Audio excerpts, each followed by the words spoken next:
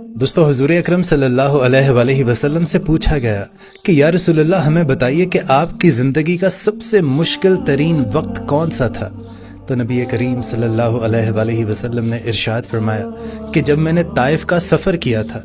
وہ سفر میری زندگی کا سب سے مشکل ترین وقت تھا۔ اور دوستو طائف میں بڑے بڑے مالدار لوگ رہا کرتے تھے، ان میں عمرو نامی شخص کا خاندان ان تمام قبیلوں کا سردار سمجھا جاتا تھا۔ یہ لوگ 3 بھائی تھے، پہلے بھائی کا نام عبد یالیل تھا،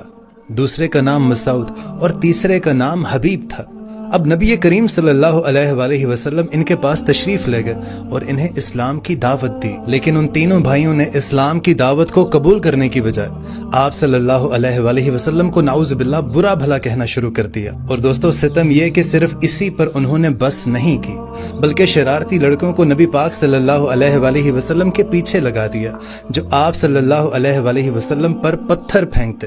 جب آپ صلی اللہ علیہ وآلہ وسلم زخموں سے چور ہو کر بیٹھ جاتے تو یہ ظالم بے دردی کے ساتھ آپ کا بازو پکڑ کر اٹھا دیتے، اور جب چلنے لگتے تو آپ صلی اللہ علیہ وآلہ وسلم پر پتھر مارتے۔ انہوں نے اس قدر نبی پاک صلی اللہ علیہ وآلہ وسلم پر ظلم کیا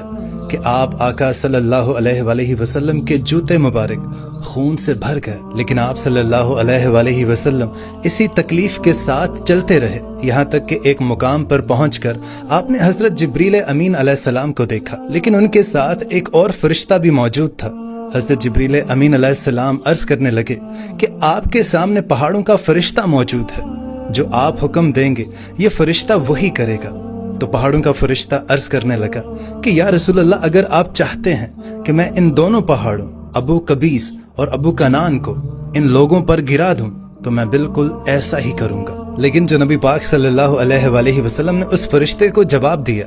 میں وہیں پر کتاب بند کی اور چند لمحے کے لیے سوچنے لگا کہ اگر ہمارے پاس کوئی ایسی پاور ہوتی، کسی شخص نے ہمارے ساتھ ظلم کیا ہوتا، زیادتی کی ہوتی، ہمیں مارا پیٹا ہوتا، اور کوئی ہمیں یہ کہے کہ ہم اس کو مار دیں یا اس کے اوپر پہاڑ گرا دیں، تو ہم ایک لمحہ بھی نہ لگاتے۔ لیکن قربان جاؤں نبی پاک صلی اللہ علیہ وآلہ وسلم نے، آپ نے ارشاد فرمایا کہ تم ایسا ہرگز مت کرنا، میں امید کرتا ہوں کہ اللہ پاک ان کی نسلوں میں سے ایسے بندے پیدا فرمائے گا جو اللہ پاک کی عبادت کریں گے۔ لیکن دوستو ابھی قصہ ختم نہیں ہوا۔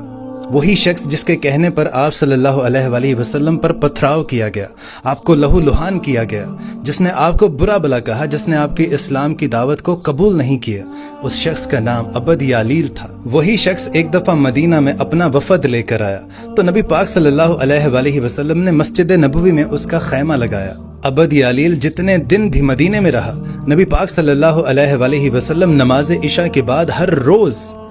روز اس کے پاس جاتے اور اس سے دریافت کرتے کہ آپ کو کسی چیز کی ضرورت تو نہیں ہے، تو مجھے بتاؤ کہ میں وہ تمہاری ضرورت کو پورا کر دوں۔ اللہ اکبر۔ دوستو اللہ پاک نے ہمارے نبی پاک صلی اللہ علیہ وآلہ وسلم کو تمام جہانوں کے لیے رحمت بنا کر بھیجا گیا، اور یہ ایگزامپل سب سے بڑی ایگزامپل ہے کہ جو شخص آپ کو لہو لہان کیا، آپ کو برا بلا کہا،